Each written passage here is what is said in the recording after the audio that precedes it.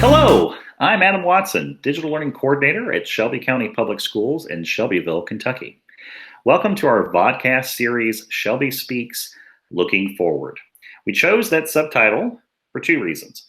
First, we are looking forward to the time when we can be face-to-face with our students again, but we are also looking forward in time to the educational future of our district. We have two questions.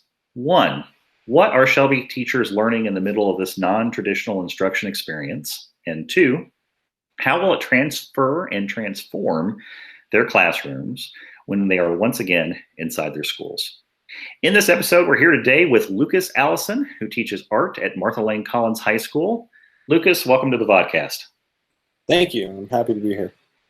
So let's just jump into our first question. What structures were already in place that helped you transition to this extended, unplanned, non-traditional instruction experience?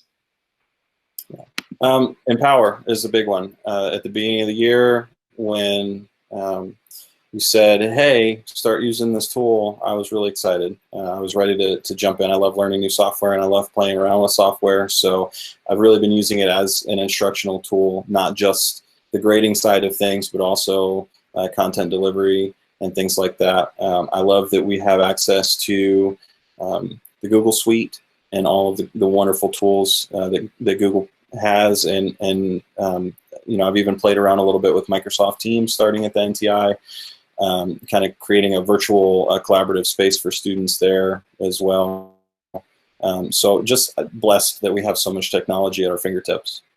I love it. I'm glad to hear that. We'll go into your second question. Then the second question is, what were some unexpected challenges, some things you did not anticipate for you or your students during NTI? I think the biggest teacher or hurdle that we have as teachers is we're so collaborative and we work together. When we're not in the same building, it's hard to do that. You know, I could just pick up the phone and say, hey, what are we doing about so-and-so? Now that's not as easy. And because of that, you know, I think that we're just all trying to get what we need to get done and make sure that students don't get left behind. But students have messaged me and just said, you know, with everything going on, focus so much time on art or on English and science and math and all those things that art is kind of a last thought for me, which I understand, but that's definitely a hurdle. Right. Well, and that's what I love about what we're going to talk about today, because when a student has that, you know, social studies, science, English, math, and art may be my fifth thing or my sixth thing, you really have to kind of work a little bit to hook them in and get them engaged and make it interesting. So with that in mind, I would love for you to share the strategy that you're using during your NTI time that you really hope you're going to utilize or use more of when you go back to your brick and mortar school. So go ahead. Well, just as an art teacher, I feel like I've been doing projects a lot. And so my initial thought was, hey, I do project-based learning because my entire classroom is nothing but projects all the time. But I didn't realize that there really is a difference there. There's a difference between just giving a project and then having a project-based learning opportunity where, you know, that synthesis of knowledge across the disciplines can happen. And I think that that's the piece that was missing from what I was doing. So that's kind of where I started to look at, you know, some other opportunities in blended learning and things like that. And so I came up with this PBL journal about changing the world. And I'm going to go ahead and share just a quick little visual for you. Great.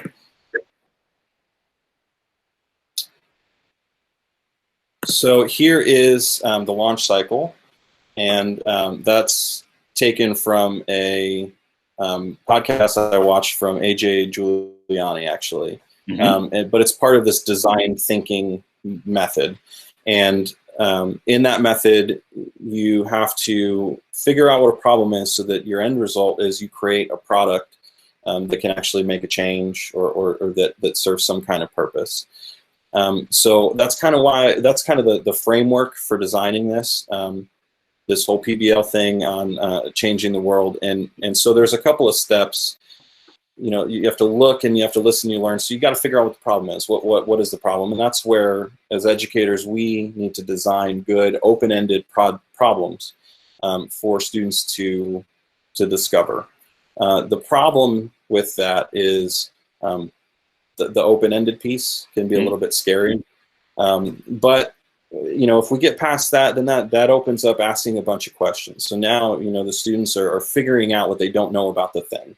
How are they going to, learn as much as they possibly can within the parameters? Then, once they understand that's when you're going to start investigating those ideas. And that's where that whole cross-curriculum thing really comes into play.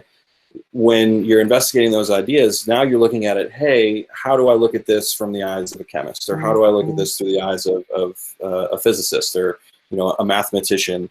Can I apply some kind of algebraic concept to solving this problem? And so really, that's kind of how all those contents integrate. And any student can do this with any content that they're currently in, because all they have to do is just come up with a way to use what they know or what they're learning to solve that problem. And so it kind of has this snowball effect on education. It isn't just a singular entity anymore. It can be like the whole big picture. Well, that made me think of two things really quick. First off is I love the opportunity for personalization here, because obviously students, what they know and where they're at and what they're interested in, all those things are intersecting with what you're talking about for doing this project. But the second thing of the project-based learning change the world idea you have here, the second thing is I'm a little intrigued by the idea that this is it's labeled as an art project, but I didn't really necessarily hear you say, and then they make a painting or something like that. So talk to me a little bit about how art is integrated maybe throughout all of these steps or becoming part of that almost metacognitively. Go ahead. Absolutely. So yeah, like you said, art is everywhere. And that's kind of the basis of art is it's throughout our entire culture, our entire world. When I said, hey, look at this visual, an artist created that. And an artist created that so that you could put that picture with the words and maybe something kind of made sense. You could see kind of the circle of ideas and how information flows. And so those are the sorts of things that you're going to be creating with this type of project. It isn't necessarily going to be an art project, but you're going to have to use art. You're going to have to create diagrams. You could even create a scale model of the thing that you're creating. That's still an artistic process. Even though it's also an engineering process or a geometric process or any of those other processes. So, art really just can be infused throughout the entire thing. I love it. That is awesome. Thank you so much for sharing that project and the PBL idea, which, yeah, I can see you really taking off on this. Continuing back into the classroom, the normal classroom, quote unquote, right? Let me finish with one last question. So if you could go back in time and give advice to your pre-NTI self, what would it be? Yeah, definitely I'd like to tell myself to speak up when I have ideas. I think that like so many people, we tend to keep things to ourselves, whether we think that it won't be well received by others or maybe that other people have so much going on, they don't really have time to hear what we have to say. But if you keep everything inside and you don't let your ideas out, then nobody else hears them and responds to them, and that's really that whole collaborative process. Is if you keep it to yourself, it dies right there. So you got to be vocal about what you're thinking so that you can at least get feedback from other people. I love it. That is incredible advice. NTI or no NTI, right? So that's great. Well, listen, thank you, Lukas, so much for sharing your professional learning and taking the time to talk to us today. Thank you. It's been a pleasure to be here. Well, be sure to check out our Shelby Speaks Looking Forward playlist on our Shelby County Public School YouTube channel for more vodcast episodes. And until then, thanks for watching.